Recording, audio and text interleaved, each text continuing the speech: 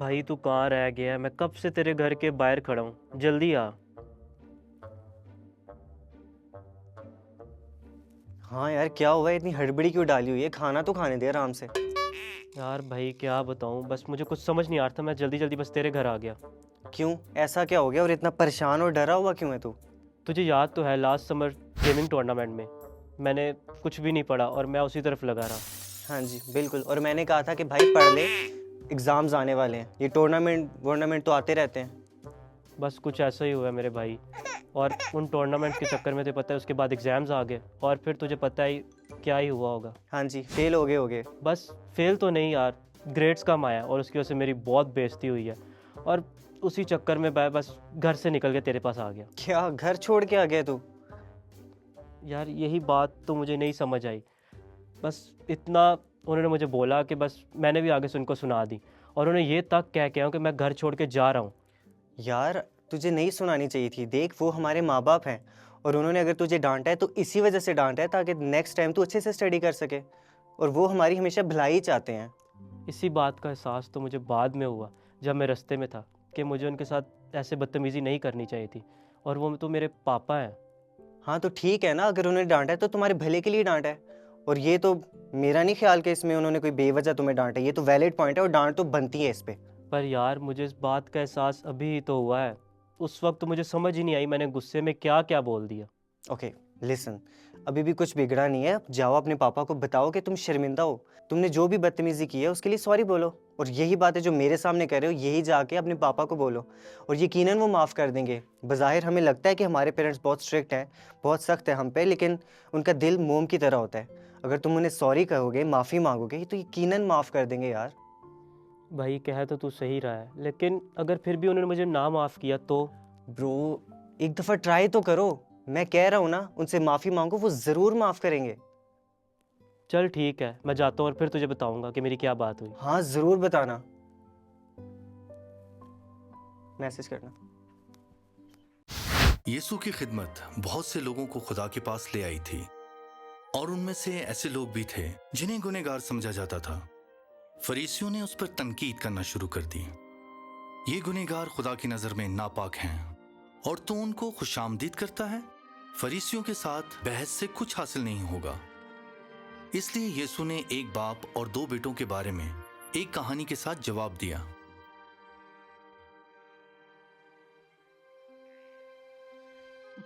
یہ خاندان ایک گاؤں میں رہتا تھا، لیکن وہ غریب نہیں تھے۔ ان کی زمین نسلوں سے چلی آ رہی تھی۔ دو بیٹوں کا ہونا ایک بڑی نعمت تھا۔ یہ بیٹے اپنے والد کا نام آگے بڑھائیں گے، اس کی عزت کو برقرار رکھیں گے، اور اس کی زمین کے وارث ہوں گے۔ لیکن چھوٹا بیٹا مطمئن نہیں تھا۔ اس نے اپنی میراث کا مطالبہ کیا، جبکہ اب تک بوڑھا آدمی زندہ تھا۔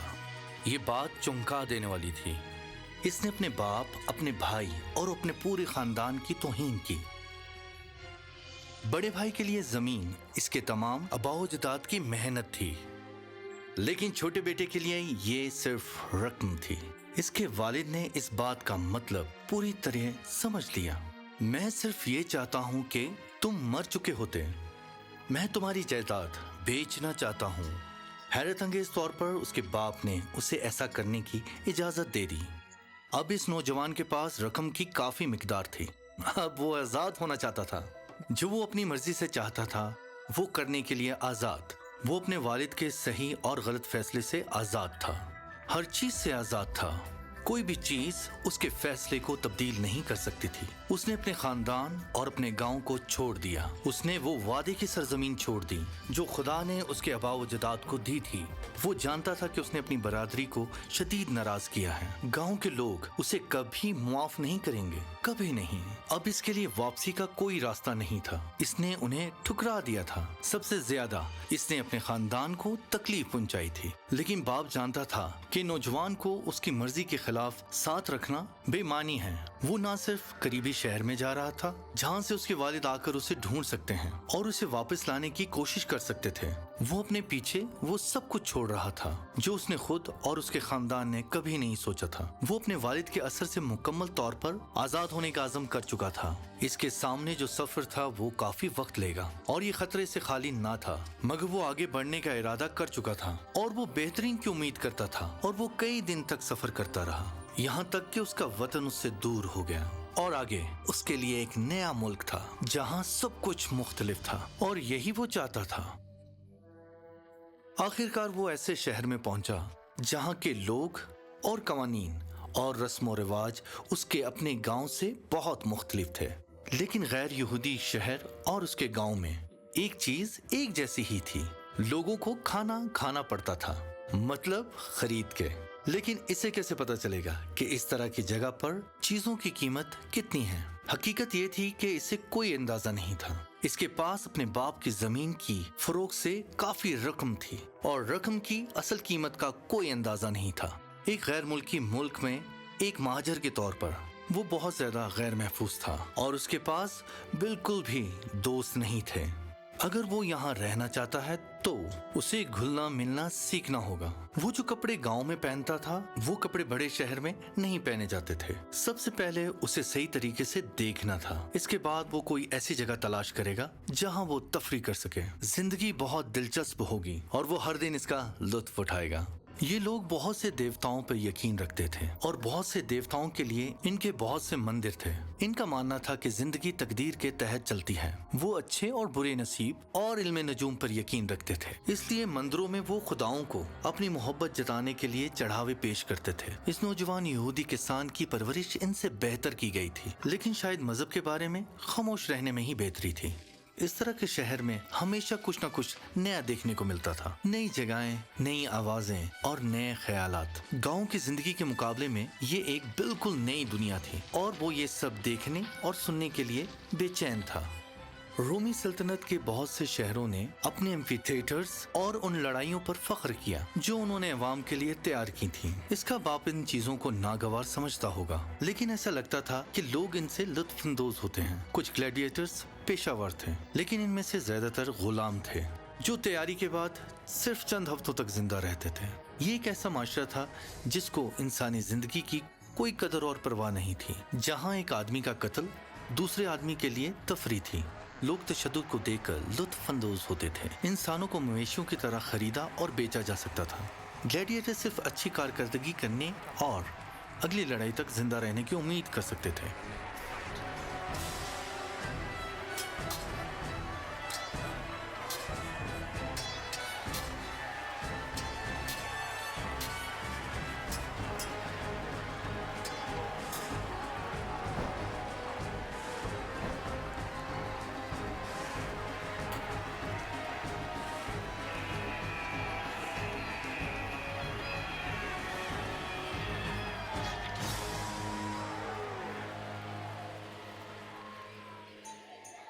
تفریح، تقریب، عیش و آرام، یہ سب یوں ہی چلتا رہا۔ وہ جو کھانا کھا رہا تھا وہ ایک یہودی گھر میں حرام تھا، لیکن اس کے غیر یہودی دوست اس سے لطف اندوز ہوتے نظر آتے تھے اور ہمیشہ ایک کپ شراب ہوتی تھی جس سے کھانا آسانی سے ہضم ہو جاتا۔ گاؤں میں اس طرح کی تقریبات نہیں ہوتی تھیں۔ اسے سب کچھ بہت اچھا لگ رہا تھا، اپنے باپ اور اپنے بڑے بھائی سے بہت دور۔ وہ وہی سب کچھ کر سکتا تھا جو وہ چاہتا تھا۔ وہ اچھا وقت گزار رہا تھا، بہت سارے دوست اس کے ساتھ تقریب کے لیے ہر وقت تیار رہتے تھے جب تک وہ سارے اخراجات ادا کر رہا تھا۔ بڑے شہر میں زندگی دلچسپ تھی اور نوجوان کو لگ رہا تھا کہ وہ زندگی کا بھرپور لطف اٹھا رہا ہے۔ اس کا طرز زندگی نہایت فضول خرچی پہ مبنی تھا۔ ہفتے اور مہینے گزر گئے اور وہ پیسہ اس طرح خرچ کر رہا تھا جیسے یہ کبھی ختم نہ ہوگا۔ اس کے ذہن میں کبھی خیال نہیں آیا کہ اس کے والد کی ساری محنت کا آدھا حصہ برباد ہو رہا ہے اور اس کی جگہ کچھ نہیں لے رہا، کہ ایک دن ایسا بھی آئے گا جب یہ سب ختم ہو جائے گا۔ ایک دن ایسا بھی آئے گا کہ اس کے پاس یہ سب کچھ ادا کرنے کے لیے مزید پیسے نہیں ہوں گے۔ پھر کیا ہوگا؟ آخرکار ایسا ہی ہوا، پیسے ختم ہو گئے، کچھ باقی نہیں بچا۔ اس نے کبھی کسی باقاعدہ نوکری کے بارے میں سوچا ہی نہیں تھا، نہ کوئی قرضہ مل سکتا تھا اور نہ کوئی چیز اس کی ملکیت میں تھی، نہ ہی کوئی ٹھکانہ اور نہ ہی کوئی خاندان۔ کوئی ایسا نہیں تھا جس سے مدد مانگی جا سکتی۔ اس کے پاس کچھ نہیں تھا बिल्कुल कुछ नहीं। कर्ज ख्वाह तो इसके जिस्म से कपड़े तक छीन सकते थे, मगर वो खुशकिस्मत था। इसकी हालत में दूसरे लोग कर्ज अदा करने के लिए गुलामी की मंडी में बेचे जा सकते थे। कम से कम इसकी आजादी अभी बाकी थी, मगर यही सब कुछ था जो उसके पास था।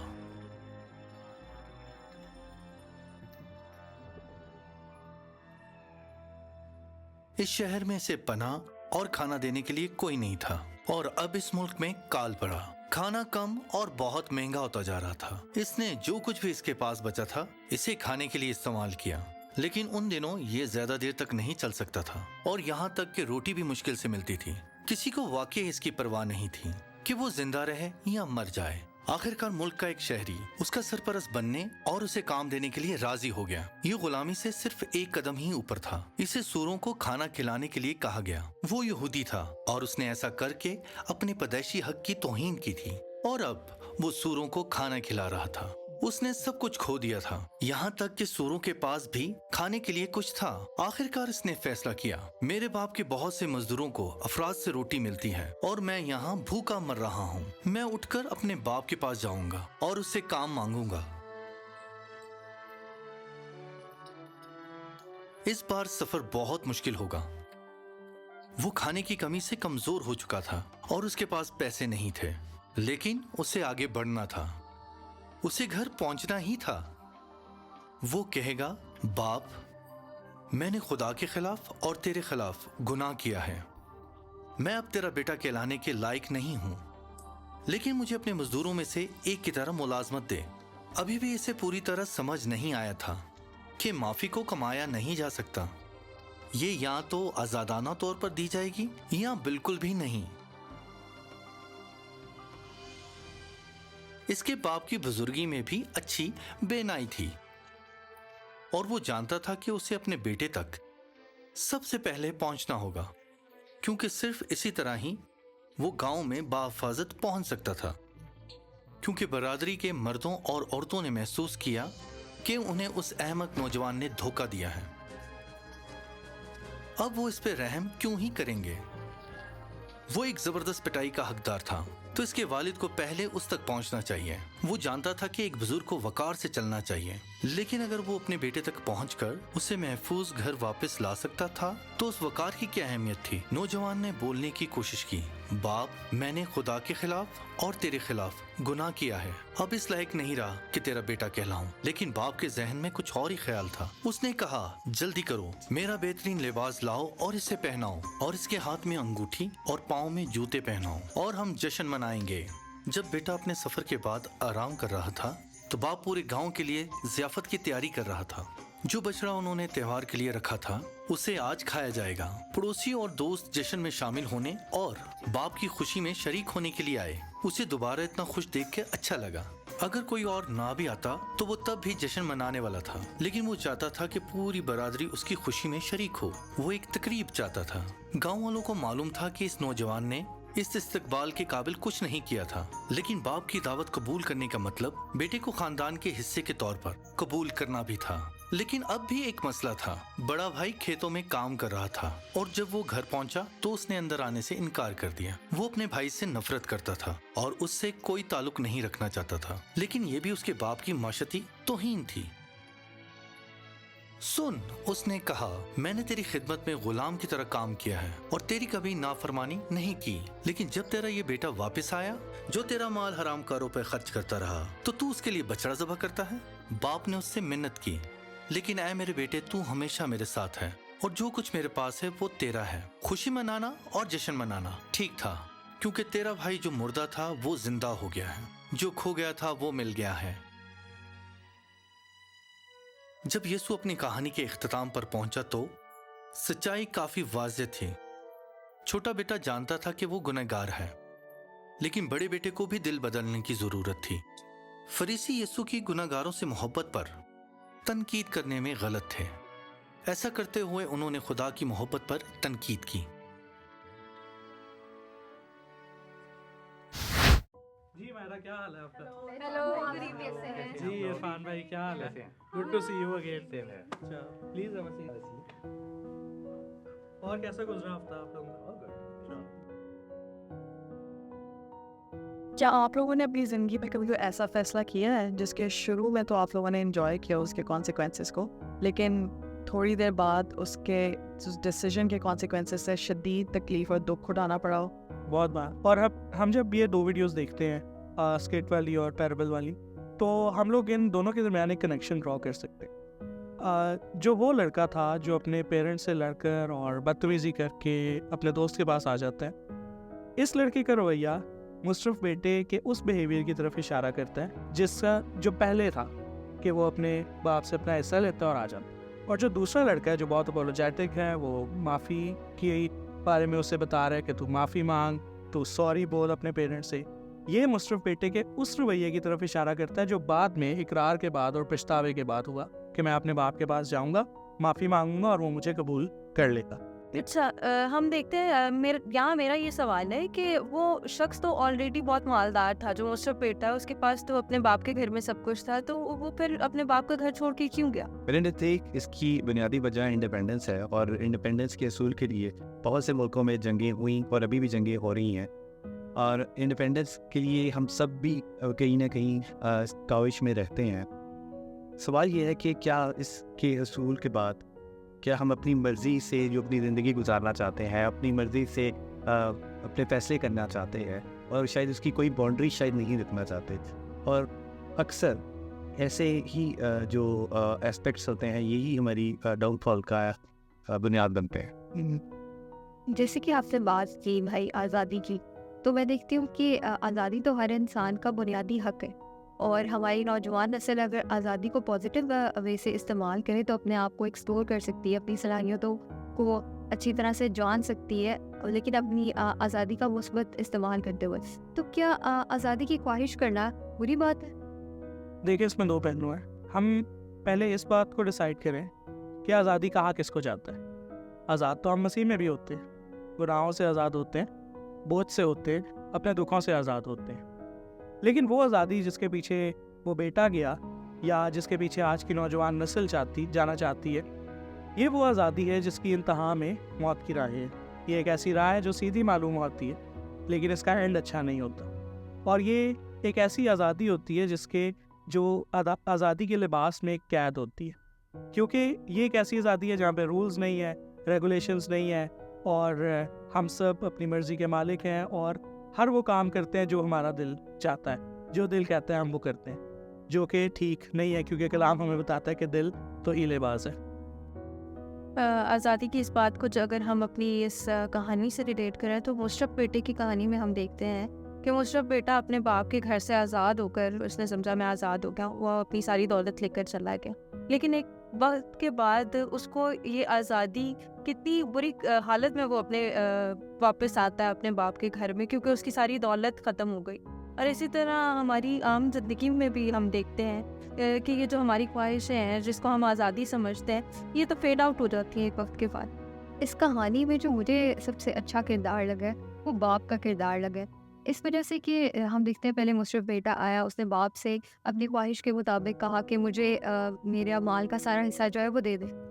باپ نے اسے وہ بھی دے دیا. اس کے بعد وہ گیا، اس نے عیاشی میں اڑا دیا، اور بری حالت میں، پسماندہ حالت میں وہ باپ کے پاس واپس لوٹ کر آیا. اور اس حالت میں بھی باپ نے اسے گلے سے لگایا، اس کی پرانی ساری کاموں کو بھلا دیا، اور جس حال میں وہ باپ کے پاس آیا اس نے اسے قبول کیا.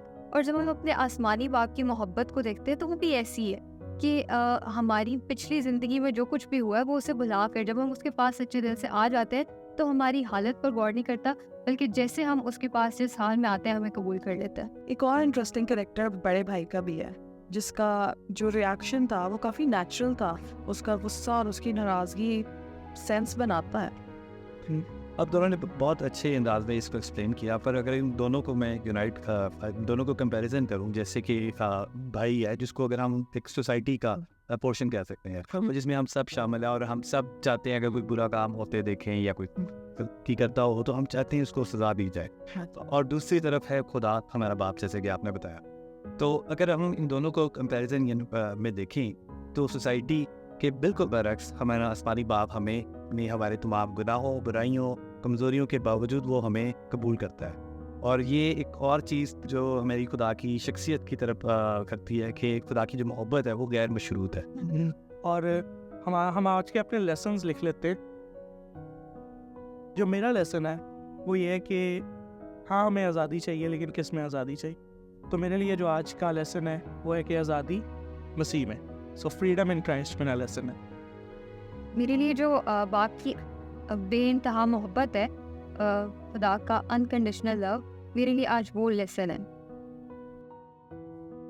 इसमें अगर एक और लेसन ऐड करें जो हमें बड़े भाई के कैरेक्टर को देखते हुए नज़र आता है कि हमें जिस तरह बाप ने अनकंडीशनल लव के साथ अपने बेटे को एक्सेप्ट किया, तो वो एक्सेप्टेंस बड़े भाई में हम नहीं देखते, लेकिन हमें बाप की तरफ से वो एक्सेप्टेंस नज़र आती है।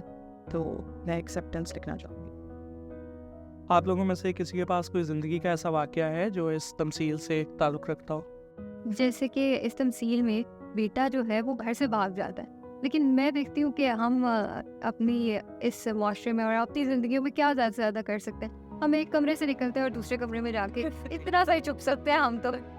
हाँ, लेकिन बहुत बार मेरे साथ ऐसा हुआ है कि मुझे लगता है कि मैंने बहुत सारी गलतियाँ ऐसी की हैं कि अगर मैं अपने माँ बाप की जगह होती तो मैं अपनी औलाद की उस गलती पे कभी उसको माफ़ ना करती, और उसको ज़रूर, वो जाता ना जाता मैं ज़रूर उसको घर से बाहर निकाल देती। हम तो अभी ज़मीनी माँ बाप की बात कर रहे हैं। हम देखते हैं आप लोगों ने भी जिक्र किया, आसमानी बाप की मोहब्बत अनकंडीशनल है, और हम गुनाहगार होते हुए समझते हैं कि खुदा हमें जज करेगा, और शायद खुदा हमें एक्सेप्ट ना करे, लेकिन खुदा हमें जिस भी हालत में, जैसे मायरा आपने बताया कि जिस भी हालत में हो वो हमें एक्सेप्ट करता है। और एक बात जो मैं करना चाहता हूँ वो ये है कि कई दफ़ा मसीही होते हुए हम बड़े भाई की तरह होते हैं, और दूसरे आने वाले जो ईमानदार होते हैं हम उनके लिए, जैसा कि उन्होंने लिखा कि एक्सेप्टेंस हमारे पास नहीं होती।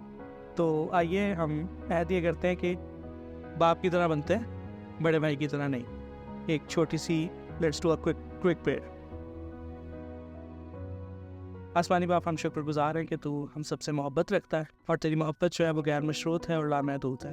ए बाप, बख्श दे कि हम भी अपने जो खोए हुए साथी हैं उनको ए बाप माफ़ कर सकें, नाराज़ भाइयों को, बहनों को, दोस्तों को मना सकें, और उन्हें वैसे गले से लगा सकें जिस तरह उस बाप ने अपने बेटे को लगाया, मसीह के नाम में, आमीन। दोस्तों, आज की एपिसोड में इतना ही। और आप भी अब हमारे साथ कनेक्ट होना चाहते हैं, अपनी कोई स्टोरी या अपनी कोई टेस्टिमनी शेयर करना चाहते हैं, तो प्लीज़ आप पाक 7 के प्लेटफॉर्म को इस्तेमाल कीजिए, हमारे फेसबुक पेज पे ज्वाइन कीजिए, और अपनी स्टोरीज़ और अपने फीडबैक से हमें आगाही दीजिएगा। तब तक के लिए इतना ही, और अब हम अगले एपिसोड में नई स्टोरी, नई लर्निंग के साथ मिलते हैं। खुदा हाफ़िज़।